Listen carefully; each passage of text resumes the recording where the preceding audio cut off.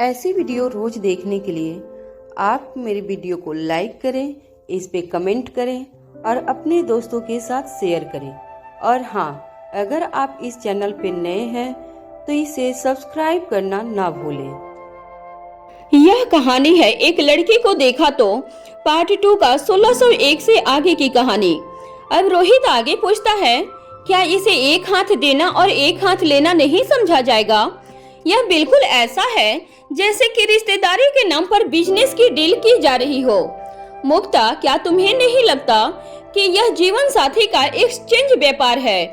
और तुम जानती ही हो कि इस पवित्र रिश्ते में व्यापार की कोई गुंजाइश नहीं होती। इस पर मुक्ता मुस्कुराकर जवाब देती है, भैया, वह परिस्थितियों ही ऐसी होती हैं कि उनमें कही गई यह बात व्यापार जैसे ही लगती है। हमें इस बात का बिल्कुल भी अनुमान नहीं था कि गुलेरिया परिवार की तरफ से हमारे लिए किसी तरह के रिश्ते की बात चल रही है। यह बात हमें उस वक्त पता चली जब आपके असिस्टेंट चिराग मेहता और हमारे पिताजी आदित्य पराशर जी के बीच बातचीत लगभग वाद विवाद तक पहुंच चुकी थी। हम नहीं चाहते थे कि जिनके साथ पारिवारिक रिश्ते जोड़ने हैं उनके साथ किसी तरह की कड़वाहट से शुरुआत हो। इसलिए उस वक्त बात को संभालने के लिए हमें ना चाहकर भी ऐसा कहना पड़ा। यदि यह बात समान परिस्थितियों में कही जाती तो अच्छी लगती, लेकिन अगर उन परिस्थितियों में नहीं कही जाती तो निश्चित ही समस्या बनती। किसी के भी पिता अपने बेटे के संदर्भ में इस तरह के हस्तक्षेपों को बिल्कुल भी बर्दाश्त नहीं करते हैं। इसके बाद 2 पलों के लिए कमरे में खामोशी छाई रहती है। फिर अनिका कहती है, मुक्ता, अगर तुम मारवा परिवार में ही अपना रिश्ता तो चाहती हो तो फिर सनी ही क्यों? मारवा परिवार में और भी अच्छे लड़के हैं। अब मुक्ता जवाब देती है, क्योंकि यह बात गलत परिस्थितियों में शुरू हुई है, इसलिए इस तरह के सवाल उठने बनते ही हैं। दरअसल जब हमें सनी जी की बातों ने प्रभावित किया तब हम नहीं जानते थे कि वह मारवा परिवार से हैं। सनी जी में ऐसी कोई आदत नहीं जो हम अपने जीवन साथी में नहीं चाहते। फिर एक पल रुक कर आगे कहती है, सिर्फ सनी जी ही क्यों? तो इसका जवाब यह है कि हमें सनी जी अपने जीवन साथी के रूप में इसलिए नहीं चाहिए क्योंकि वह मारवा परिवार का हिस्सा है, बल्कि हम मारवा परिवार का हिस्सा इसलिए होना चाहते हैं क्योंकि हमें सनी जी बेहद पसंद है। अब रोहित आगे पूछता है, क्या तुम्हें सनी भी इसी तरह पसंद करता है? मुक्ता जवाब देती है, इस बात की हमें कोई जानकारी नहीं। हमें उनकी ओर से दोस्ती का हाथ इसलिए बढ़ाया था ताकि धीरे धीरे एक दूसरे को जान पहचान सके, अपने रिश्तों को अच्छा कर सके, एक दूसरे के दिल में जगह बना सके। लेकिन इन सब चीजों से पहले ही परिस्थितियां इतनी विपरीत हो गई कि समय से पहले ही यह सब बातें करनी पड़ रही है। हम बिल्कुल स्पष्ट कर देना चाहते हैं कि यदि सनी जी को हम पसंद नहीं तो हम इस रिश्ते में कभी भी नहीं आना चाहेंगे। हम रिश्ते में दोनों व्यक्तियों की इच्छा और अनिच्छा का बराबर महत्व होता है। अब रोहित अपनी जगह से उठता है और मुक्ता की ओर आगे बढ़ता है। उसके पास पहुंचकर वह उसके सिर पर हाथ रख देता है, फिर वहां से बिना कुछ कहे बाहर निकल जाता है। इसके बाद अनिका और मुक्ता भी बातें करते हुए बाहर निकल आती हैं। वहीं दूसरी तरफ बिक्की के बंगले में बिक्की बाबू राव पर बरसते हुए कहता है, तुम्हारी हिम्मत कैसे हुई मेरे ऑफिस तक आने की? मैं एक से ज्यादा बार बता चुका हूँ कि अगर मुझसे मिलना चाहते हो तो मेरे बंगले पर आकर मिलो। मेरे काम की जगह पर आकर मिलने की जरूरत नहीं है। अगर तुरंत मिलना बहुत जरूरी हो या फिर तुम्हें सब्र ना हो तो मुझे खबर करो, मैं खुद आकर मिल लूंगा। अगर आज के बाद ऐसी गलती हुई तो मैं भूल जाऊंगा कि तुम कौन हो।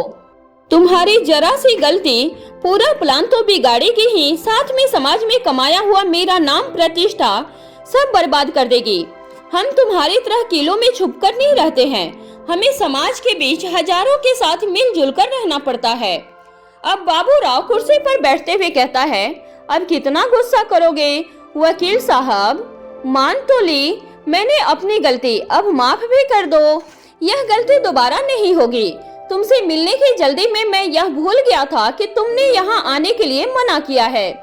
अब अगर माफ नहीं करना चाहते हो तो सजा दे दो, मैं उफ तक नहीं करूँगा, पर अब गुस्सा थूक दो। बाबूराव की मीठी चिकनी चुपड़ी बातें सुनकर धीरे धीरे बिक्की का गुस्सा शांत हो जाता है। वह भी बाबूराव के पास ही एक दूसरी कुर्सी पर बैठ जाता है। फिर कुछ पलों के बाद पूरी तरह से शांत होकर बाबूराव से कहता है, कहो किस काम से आना हुआ, क्या आदेश हुआ है? बाबूराव कहता है, तुम बेहद समझदार हो, तुम्हारी यही बात मुझे बेहद पसंद है और तुम्हारी काबिलियत के बारे में तो कहना ही क्या। बाबूराव अपनी जगह से खड़े होकर वहां रखे हुए एक्वेरियम के पास चला जाता है। बिक्की के बंगले में आने वाला शायद ही कोई ऐसा व्यक्ति होगा जो एक्वेरियम के पास ना जाता हो। बाबूराव झुककर उन रंग बिरंगी मछलियों को देखते हुए बिक्की से कहता है, बस एक मछली और तुम्हें अपने इस मछली घर में रखनी है। बिक्की बाबूराव की बात का मतलब समझने की कोशिश करता है। बाबूराव कहता है, उसका वहां रहना हम सभी के लिए खतरनाक है। या तो उस मछली को उस समुद्र से लाकर अपने इस मछलियों के बीच कहीं छुपा लो और अगर मछली नहीं ला सकते हो तो फिर उसे गहरी नींद सुला दो। इसके बाद बिक्की की तरफ देखते हुए सातिर मुस्कान देता है। ऐसा करते हुए बाबूराव की एक आंख छोटी और दूसरी आंख बड़ी हो जाती है। मुस्कान भी तिरछी दिखाई देती है। बिक्की बिना किसी हाव भाव के बाबूराव की तरफ देखता रहता है। अब आगे बाबूराव कहता है, चुनाव तुम्हारा है तो जो तुम्हारी सुविधा में हो वह कर लो, हमें केवल परिणाम बता देना। इसके बाद बाबूराव अपने दोनों हाथ जोड़ते हुए बिक्की से आगे कहता है, मुझे और भी बहुत काम है, इस वक्त थोड़ा जल्दी में हूँ, फिर कभी मिलते हैं। ऐसा कहकर वह बिक्की के बंगलों से बाहर की ओर निकल पड़ता है और अपने आदमियों के साथ गाड़ी में बैठते हुए वहां से छू हो जाता है। बिक्की अपनी जगह से खड़ा होता है और टकटकी लगाकर बाहर की ओर देखता रह जाता है। इस वक्त बिक्की का चेहरा बाहर से एकदम शांत था, लेकिन मन अंदर ही अंदर बेहद ही खिन्न हो गया था। वहीं दूसरी तरफ मारवा हाउस में एक नौकर वरुण और रोहिणी के पास जाकर धीरे से उनके कान में कुछ कहकर वहां से चला जाता है। वह दोनों अपनी अपनी कंपनी को छोड़कर वहां से एक ओर चले जाते हैं जहां रोहित मारवा उनका इंतजार कर रहा था। वरुण मुस्कुराकर रोहित से कहता है, कहो रोहित बेटा, हमें यहाँ बुलाने की खास वजह क्या है?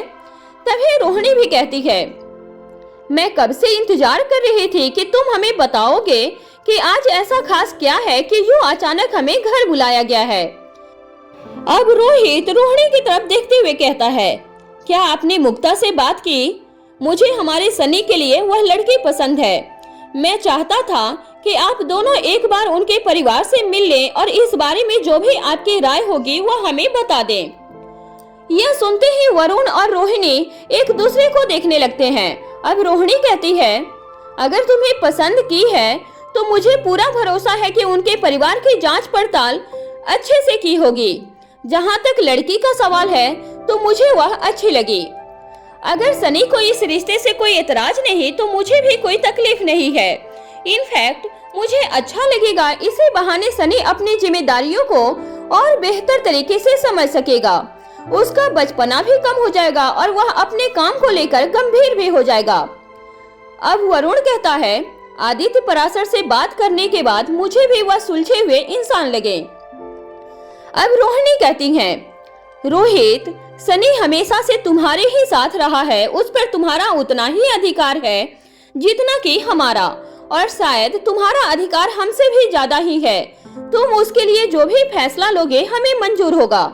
हमें तुम्हारे किसी भी फैसले से कोई आपत्ति नहीं है। अब वरुण कहता है, रोहिणी सही कह रही है, हम तो अभी इस बारे में सोच भी नहीं रहे थे, लेकिन हमें खुशी है कि तुमने सनी को भी अपनी जिम्मेदारियों की तरह ही समझा। हमें विश्वास है कि तुम जो भी फैसला करोगे वह सही ही होगा। अब रोहित कहता है, फिर भी आप लोग कुछ वक्त लीजिए, अगर आपके मन में किसी भी तरह की दुविधा हो तो मुझे कह दीजिएगा। ऐसा कहने के बाद रोहित वहां से चला जाता है। वरुण और रोहिणी के चेहरे पर मुस्कान छोड़ जाता है। वह दोनों ही इस खबर से काफी खुश नजर आते हैं। इधर मुक्ता और अनिका बाहर आ जाते हैं। वहीं दूसरी तरफ से प्रीति और भूमिका भी साथ साथ आते हुए नजर आते हैं। वहीं ओंकार और सनी सामने से सीढ़ियों से उतरते हुए दिखाई देते हैं। ओंकार की नजर प्रीति पर और प्रीति की नजर ओंकार पर पड़ती है। प्रीति को देखकर ओंकार के चेहरे पे बड़ी सी मुस्कान आ जाती है। यह प्यार का ही असर था कि ओंकार जब भी प्रीति को देखता था उसे उसकी खूबसूरती पहले से भी ज्यादा बढ़ी हुई नजर आती थी। वहीं ओंकार भी काफी स्मार्ट लग रहा था। प्रीति की निगाहें उस पर टिक कर रह जाती है, लेकिन प्रीति के चेहरे पर किसी भी तरह का भाव नहीं आता। वहीं ओंकार के चेहरे को देखकर कोई भी आसानी से बता सकता था कि वह प्रीति की खूबसूरती पर दीवाना हुआ जा रहा था। तभी सनी की निगाह मुक्ता पर पड़ती है और ठीक इसी वक्त मुक्ता भी सनी के अपने सामने से उतरते हुए देखती है। दोनों के ही चेहरे पर एक साथ बड़ी सी मुस्कान दिखाई देने लगती है। मुक्ता ने बिल्कुल भी उम्मीद नहीं की थी कि वह सनी को उसी के घर में इतने डैशिंग लुक में देखेगी। मुक्ता के सिंपल लुक में तैयार होने के बाद भी मुक्ता की खूबसूरती और भी निखरी हुई नजर आ रही थी। दोनों ही बिल्कुल ही भूल जाते हैं कि इस वक्त वह कहां पर मौजूद है। उन दोनों को कोई भी देख रहा है या नहीं देख रहा है। वह दोनों दूर से ही एक दूसरे की आंखों में खोए मीठी खुशी को महसूस करते हैं। जब मुक्ता की निगाहें सनी पर टिक कर रह जाती है, ठीक उसी वक्त प्रीति पीछे से आकर मुक्ता के कान में धीरे से कहती है, क्या अपने सनी जी के अलावा भी आपका किसी और को देखने का विचार है या नहीं? जैसे ही प्रीति की आवाज से मुक्ता का ध्यान टूटता है, वह प्रीति की तरफ देखती है। मुक्ता कुछ बोल पाती इससे पहले ही प्रीति आगे कहती है, महफिल में हम सब भी हैं जनाब, भूल मत जाइएगा कि आप यहाँ हमसे भी मिलने के लिए आई हुई हैं। अब मुक्ता और प्रीति दोनों हंस पड़ती है और उसके बाद एक दूसरे के गले लग जाती हैं। बहुत ही कम वक्त में मुक्ता और प्रीति की अच्छी दोस्ती हो गई थी। जहाँ मुक्ता काफी मिलनसार थी, वहीं प्रीति का स्वभाव डाउन टू अर्थ था। रोहित से बात करने के बाद मुक्ता इस वक्त वैसे भी अंदर ही अंदर बेहद खुश थी। अभी तक अपनी खुशी उसने किसी के साथ नहीं बांटी थी। इधर सनी और ओंकार नीचे का माहौल देखकर दंग रह जाते हैं। मुक्ता के चेहरे की खुशी साफ साफ बता रही थी कि जैसा सनी सोच रहा था अभी तक वैसा कुछ नहीं हुआ है। तभी सनी की निगाह अपने माता पिता पर जाती है।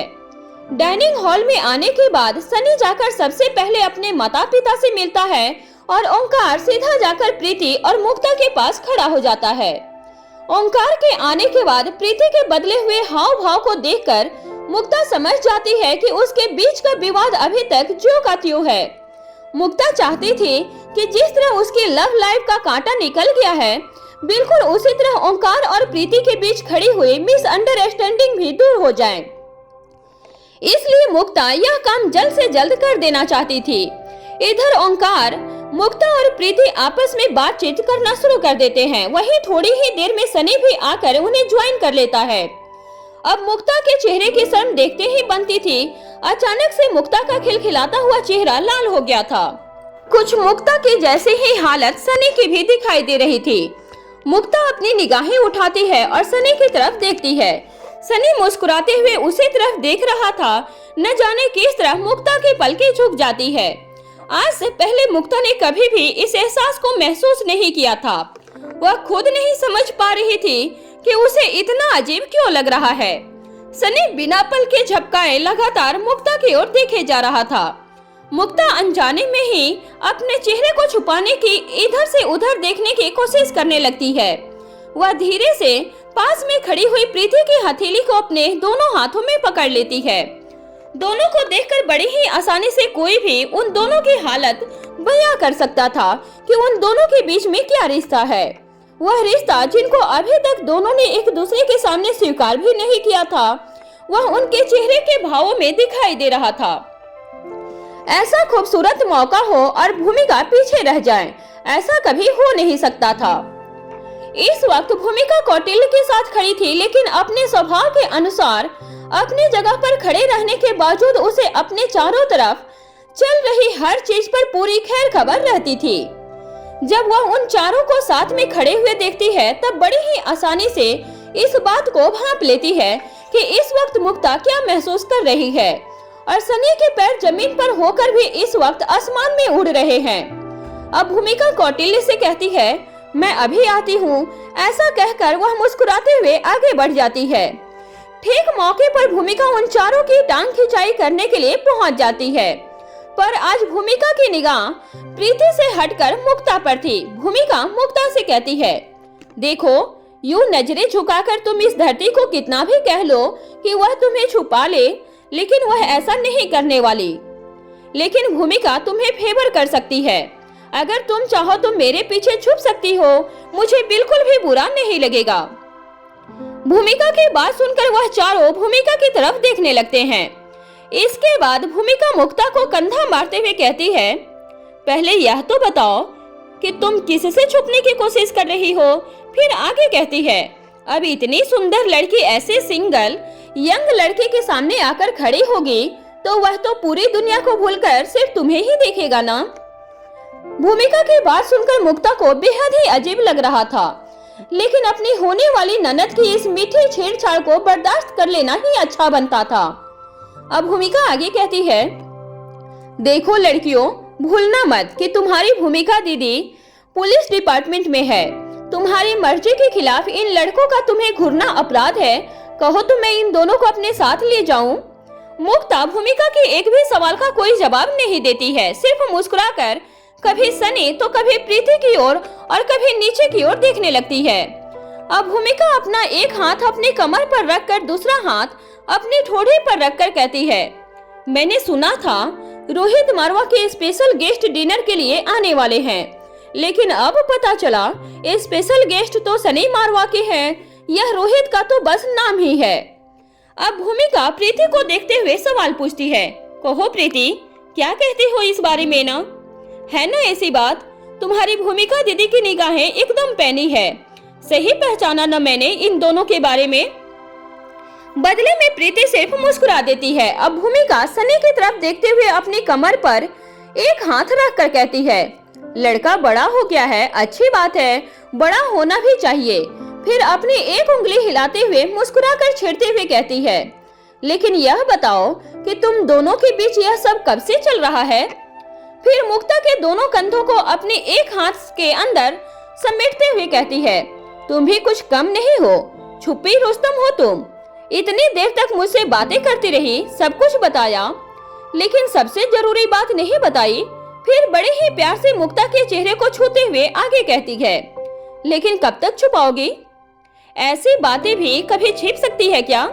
फिर मुक्ता को अपनी पकड़ से छोड़ते हुए मुक्ता और सनी दोनों की तरफ देखकर कहती है, अब तुम दोनों यह मत कह देना कि हम दोनों ने इस तरह एक दूसरे को बस अभी अभी देखा है, क्योंकि मैं तुम्हारी बात पर यकीन नहीं करने वाली हूँ।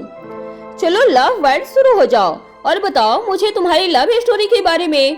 अब सनी कहता है, भूमिका दीदी सच में ऐसा कुछ नहीं है। इससे पहले कि भूमिका आगे कुछ कहती, आशा मारवा उसे आवाज लगाते हुए कहती है, भूमिका मेरे साथ आओ, मुझे तुमसे कुछ जरूरी काम है। आशा के बुलाने पर भूमिका उन चारों से कहती है, अभी तुम बच गए हो, लेकिन यह मत समझना कि दोबारा हाथ नहीं आओगे। अगली बार मैं तुम्हारी पूरी स्टोरी सुनकर ही रहूंगी। भूमिका की किसी बात पर मुक्ता का कोई भी जवाब ना देना और एकदम खामोश रह जाना साफ साफ बता रहा था कि उसके मन में सनी को लेकर किस तरह की भावनाएं हैं। सनी को भूमिका की बात से काफी ज्यादा झिझक महसूस हो रही थी, किंतु उसे इस बात की खुशी थी कि कहीं न कहीं अनजाने में ही सही, लेकिन उसे मुक्ता के मन की बातों को जानने का मौका मिल रहा था। ठीक इसी वक्त सनी को रोहित मारवा की कही हुई बातें याद हो आती हैं। माहौल देखकर ऐसा लग रहा था कि सब कुछ बहुत अच्छा चल रहा है, लेकिन फिर भी अपने मन की तसल्ली के लिए सनी मुक्ता से जानना चाहता था कि उसके और रोहित के बीच कोई ऐसी बात तो नहीं हुई जो मुक्ता को अच्छी न लगी हो। साथ ही वह अफसोस भी कर रहा था कि वह पहले ही नीचे क्यों नहीं आ गया। सनी धीरे से ओंकार के कान में कुछ कह देता है। ओंकार मुक्ता से कहता है, तुम दोनों कुछ देर बातें करो, मैं अभी आता हूँ। वहाँ से जाते हुए वह आंखों से प्रीति को भी साथ आने का इशारा करता है। प्रीति ओंकार के इशारे को इग्नोर कर देती है और दूसरी तरफ जाने लगती है। तभी मुक्ता प्रीति का हाथ पकड़ लेती है और कहती है, क्या हम चारों कहीं अकेले में बात कर सकते हैं? हमें आप सभी से बहुत जरूरी बात करनी है। मुक्ता की बात सुनकर ओंकार भी वहीं रुक जाता है। प्रीति भी सोच में पड़ जाती है। फिर वह जवाब देती है, हाँ हम अकेले में बात कर सकते हैं, मेरे साथ चलो। वहाँ आयशा और भूमिका साथ साथ चल पड़ते हैं। भूमिका आयशा से कहती है, आंटी जी, मुक्ता काफी सुंदर है ना? यह आयशा मारवा कहती है, हाँ हाँ, कितनी सुंदर है, और सनी के साथ उसकी जोड़ी भी काफी अच्छी लग रही है। यह सुनते ही भूमिका आयशा की तरफ हैरानी से देखती है और कहती है, मतलब आपको भी पता है? अब आयशा मुस्कुराकर चलते चलते पूछती है, क्या पता है मुझे, बताओ। अब भूमिका कहती है, उनकी लव स्टोरी के बारे में आपको भी पता है, लेकिन मुझे किसी ने कुछ नहीं बताया। अब आयशा मुस्कुराकर प्यार से भूमिका के कंधे पर छूती है और फिर आगे बढ़ते हुए कहती है, यह मुझे भी तुम्ही से पता चल रहा है। अब भूमिका और भी हैरान होती है और पूछती है, मतलब? आयशा कहती है, मुझे अभी अभी पता चला, और वह भी सिर्फ इतना ही कि रोहित मारवा ने मुक्ता को सनी के लिए पसंद किया है और उसे यहाँ इसलिए बुलाया गया है ताकि हम सब उससे मिल सके और वह हम सब से मिल सके। फिर एक पल रुक कर आगे कहती है, अगर पहले से पता होता तो मैं कुछ तैयारी करके रखती। यहाँ सब कुछ अचानक से ही होता है, इसलिए तुम्हें साथ लेकर जा रही हूँ। चल मेरी मदद करो कि हम मुक्ता को उपहार में क्या देंगे। सब कुछ ठीक रहा तो आने वाले समय में वह भी मारवा परिवार की बहू होगी। उसी हिसाब से हमें उसे पहली बार यहाँ आने पर कुछ यादगार देना होगा। अब आयशा अपनी बात को आगे बढ़ाते हुए कहती है, अब तुम अनिका को जानती ही हो, इन सब चीजों में उसकी कोई रुचि नहीं। यदि मैं उसे बुला कर लाती और पूछती कि इसमें से क्या दूं, तो जो मुझे अच्छा लगता वह उसी के लिए हाँ कर देती। इसलिए तुम्हें बुलाकर लेकर आई हूँ। भूमिका मुस्कुराकर आयशा से कहती है, हाँ, अनिका के बारे में यह बात बिल्कुल सही है, लेकिन आंटी जी, इसमें उसकी भी क्या गलती? वह है ही इतनी सुंदर कि चीजों की खूबसूरती उसके ऊपर जाकर बढ़ जाती है। अब ऐसी खूबसूरती की मिसाल को अपने लिए चुनाव करने की क्या जरूरत? ऐसा कहकर भूमिका हंस पड़ती है और साथ में आयशा भी हंस पड़ती है।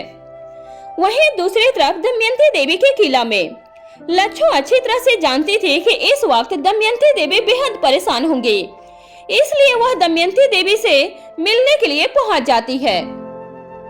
इस वक्त दमयंती देवी खुले आसमान के नीचे चारपाई पर बैठी हुई थी। इस वक्त उसकी आंखें एकदम शांत होने के बावजूद भी उसके माथे पर परेशानी की लकीरों को आसानी से देखा जा सकता था। दिन लगभग ढल चुका था। यह गोधूली का वक्त था। संध्या के इस वक्त में मौसम बेहद सुहाना और वातावरण एकदम शांत था। लच्छू दमयंती देवी के ठीक सामने अपने हाथ बांधे हुए चुपचाप खड़ी थी।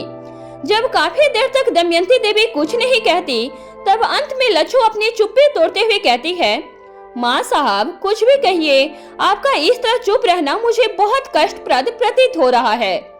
मैं समझ सकती हूँ कि इस वक्त आप अत्यधिक कष्ट में हैं, लेकिन आप मुझे बताइए कि मैं इस दर्द को कम करने के लिए क्या कर सकती हूँ।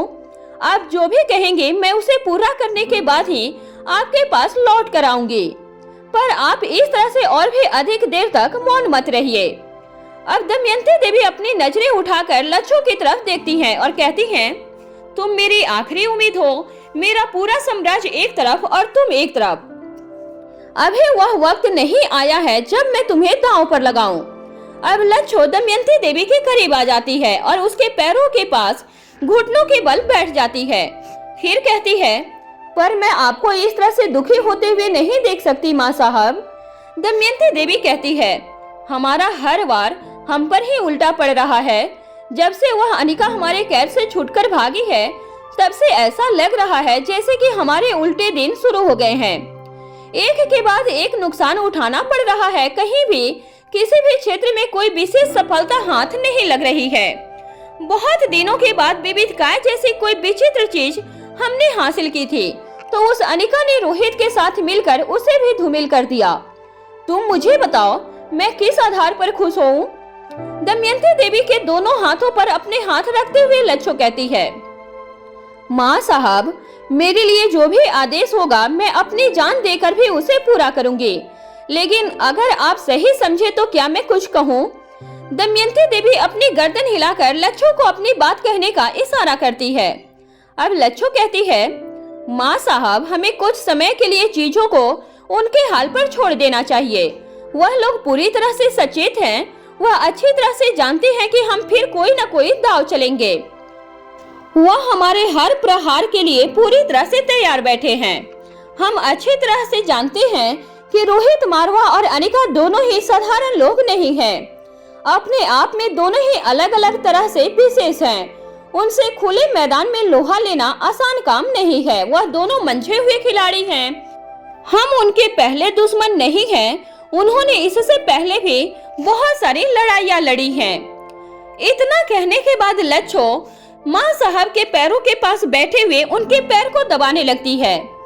अब लच्छो अपनी बात को और भी ज्यादा स्पष्ट करते हुए आगे कहती है, जिस तरह अनिका को पकड़ने के लिए आपने सालों इंतजार किया और फिर कहीं जाकर उनके पूरी तरह से असावधान होने की स्थिति में अपने काम को अंजाम दिया, उसी तरह इस बार भी हमें कुछ समय के लिए शांत हो जाना चाहिए, ताकि उन्हें इस बात का एहसास हो जाए कि खतरा पूरी तरह से टल चुका है और तब हमें उनकी उसी असावधानी का लाभ उठाना चाहिए।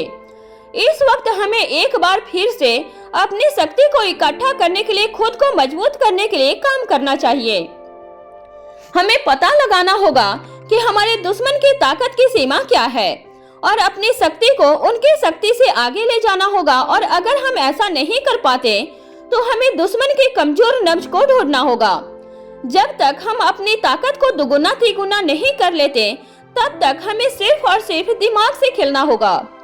हमें अपने लोगों को या अपनी किसी भी ताकत को मैदान में नहीं उतारना चाहिए। अब दमयंती देवी कहती है, अब मुझसे और इंतजार नहीं होता। मैंने सालों इंतजार किया है, तुम बताओ अब और धैर्य कैसे रखूं? तभी लच्छो कहती है, माँ साहब मैं भी यही कह रही हूँ। आपने इतने लंबे समय तक धैर्य रखा है, उन सालों के सामने यह थोड़ा सा वक्त शांत हो जाना माँ साहब के लिए कोई बड़ी बात नहीं है। अपनी शक्ति को उनके पैरों तले कुचवालने के स्थान पर हमें शांत मन से बिसात बिछानी होगी, ऐसे बिसात जिसका तोड़ उनके पास न हो। हम जल्दबाजी में अब और गलतियां नहीं कर सकते। उनके अपनों को खत्म करने की जगह पर हमें उनकी ताकत को खत्म करना होगा। उन्हें अपाहिज बनाना होगा ताकि वह लड़ ही न सके, हमारे आगे घुटने टेकने पर मजबूर हो जाएं। अपनी बात को सिद्ध करने के लिए मेरे पास कोई सबूत नहीं है, लेकिन मैं पूरे दावे के साथ कह सकती हूँ कि कोई न कोई अदृश्य शक्ति जरूर है जो उनकी मदद कर रही है। वह उनका बनाया हुआ और छुपाया हुआ कोई समूह भी हो सकता है अथवा कोई एक व्यक्ति भी हो सकता है। ठीक इसी वक्त दमयंती देवी के कुछ सिपाही आकर कुछ दूरी पर खड़ी हो जाती हैं। उन्हें देखकर लच्छो अपनी जगह से खड़ी हो जाती है। दमयंती देवी सिपाहियों को बोलने का इशारा करती हैं। उनमें से एक सिपाही कहती है, माँ साहब शिकार मिल गया है, लेकिन एक समस्या है। माँ साहब आगे बोलने का इशारा करती हैं। वह सिपाही कहती हैं, जिसे हम ढूंढ पाए हैं वह भारत में नहीं है। अब लच्छो दमयंती देवी की तरफ देखते हुए कहती हैं, आप आदेश कीजिए, उसे लाने के लिए मैं खुद जाऊंगी। दमयंती देवी जवाब देती हैं, और अधिक देर तक अपने स्थान से गायब रहना तुम्हारे लिए सुयोग नहीं। तुम्हारी गैर हाजिरी में यहाँ हर बार कोई न कोई भारी नुकसान हो जाता है। अगर यह काम सिर्फ तुम्हारे करने लायक ही हुआ तो मैं तुम्हें सूचना अवश्य भेज दूंगी और तुम्हें यहाँ से निकलना चाहिए। लच्छो कहती है, जी माँ साहब। ऐसा कहकर वह वहाँ से चली जाती है। वहीं दूसरी तरफ मारवा हाउस में प्रीति के कमरे में प्रीति मुक्ता के कहने पर उन सभी को लेकर अपने कमरे की तरफ चली जाती है। वहाँ जाकर मुक्ता प्रीति के बेड के सिरहाने की तरफ और प्रीति ठीक उसके सामने बैठ जाती है। वहीं ओंकार सोफे पर और सनी बेड पर ही दूसरी तरफ बैठ जाता है। मुक्ता वहाँ रखे हुए हर तकियों को उठाकर अपनी गोद में रखते हुए प्रीति से पूछती है, क्या आप ओंकार जी से नाराज हैं? प्रीति जवाब देती है, नहीं नहीं, ऐसी कोई बात नहीं है। अब मुक्ता सभी की तरफ देखते हुए कहती है, हम जानते हैं कि कुछ बात जरूर है। हम जो बात करना चाहते हैं वह आप सभी के सामने इसलिए करना चाहते हैं क्योंकि हम नहीं चाहते कि कभी भी इस बात की वजह से हम सभी के बीच किसी भी तरह का कोई मिसअंडरस्टैंडिंग हो। फिर प्रीति की तरफ देखते हुए कहती है, हमें पूरा विश्वास है कि कुछ न कुछ ऐसा जरूर है जो आप जानती हैं, जिसकी वजह से आप ओंकार जी से नाराज हैं। लेकिन उससे भी ज्यादा विश्वास हमें इस बात का है कि आप निश्चित तौर पर वह बात अधूरी ही जानती हैं। मुक्ता की बात सुनकर वह तीनों हैरानी से उसके चेहरे की तरफ देखने लगते हैं। अब मुक्ता अपने दोनों हाथों को सामने की तरफ करते हुए कहती है, रुकिए रुकिए, बता रहे हैं, हम शुरू से पूरी बात बताते हैं। आप सभी को थोड़ा सा धैर्य रखकर सुनना होगा। फिर अपनी बात को शुरू करते हुए कहती है, प्रीति जी ओंकार जी से इसलिए नाराज हैं क्योंकि वह यह बात जान चुकी हैं कि ओंकार जी के माता पिता उनकी शादी किसी और लड़की से करना चाहते हैं। ऐसा कहकर वह प्रीति के हाथ पर अपना हाथ रख देती है और उसके बाद कहती है, अगर हम गलत कह रहे हैं तो इसी वक्त कह दीजिए।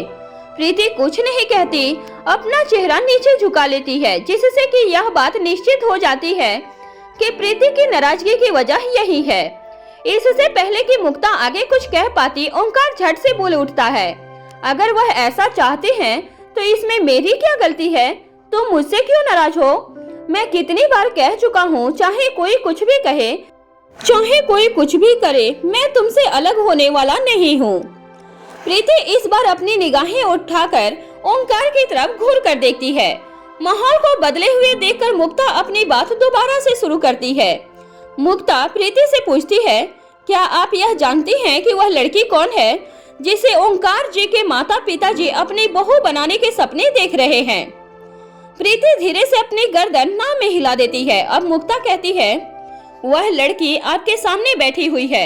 यह सुनते ही प्रीति और सनी दोनों ही हैरान रह जाते हैं, लेकिन ओंकार को इस बात को पहले से ही जान चुका था, इसलिए उसके चेहरे पे कोई भी घबराहट दिखाई नहीं देती। अब मुक्ता अपनी बात को आगे बढ़ाते हुए कहती है, क्या आप अपने दोस्त को इस मुसीबत से निकालने में उसकी मदद नहीं करेंगी? आप अच्छी तरह जानती हैं, हम जिन्हें चाहते हैं वह ओंकार जी नहीं है। फिर अपनी जगह से खड़े होकर प्रीति के गले में अपनी दोनों बाहें डालते हुए कहती है, जब आप ओंकार जी के साथ रिश्ते में आगे बढ़ी तभी तो हमारी मुसीबत हमारे सिर से टलेगी।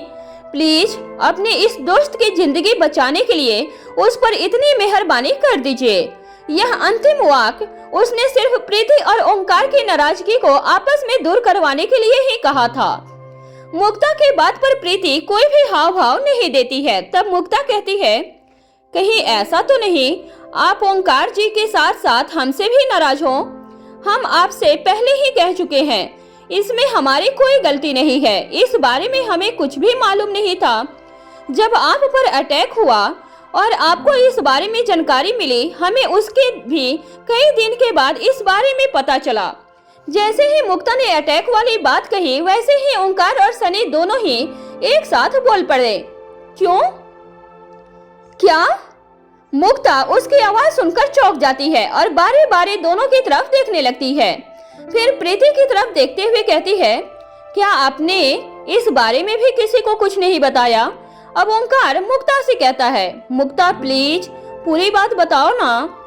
प्रीति ने इस बारे में कुछ भी नहीं बताया है। मुझे पूछ पूछ कर थक चुका हूँ, यह क्यों नाराज है, लेकिन कुछ बताने के लिए तैयार ही नहीं है। अब मुक्ता कहती है, इस अटैक के बारे में हम पूरी जानकारी हासिल नहीं कर पाए हैं, लेकिन जितनी जानकारी हमारे पास है उसके अनुसार आपके माता पिता ने प्रीति जी पर इसलिए अटैक करवाया ताकि वह आपके साथ रिश्ते से पीछे हट जाएं। यह सुनते ही ओंकार को अंदर ही अंदर गुस्सा आने लगता है, लेकिन इस वक्त वह अपने मनोभाव को चेहरे पर नहीं ला सकता था, इसलिए मुठ्ठियां बंद हो जाती है। लेकिन अपनी आंखें बंद करके गहरी सांस लेकर वह अपने क्रोध पर नियंत्रण कर लेता है। फिर बड़े ही प्यार से ओंकार प्रीति के पैरों के पास घुटनों के बल बैठकर प्रीति के गोद में अपना हाथ रखकर उसके चेहरे की ओर देखते हुए कहता है, उनके किए के लिए मैं माफी मांगता हूँ, सारी गलती मेरी ही है। मुझे तुम्हें पहले ही आगाह कर देना चाहिए था। जो हो गया सो हो गया। मैं वादा करता हूँ कि दोबारा ऐसा कभी नहीं होगा।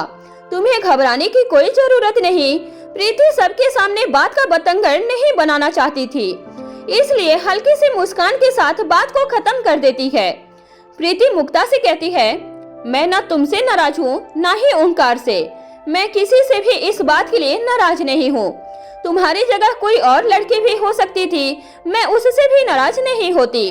फिर तुम तो मेरी दोस्त बन चुकी हो, तुमसे नाराजगी का तो सवाल ही नहीं उठता।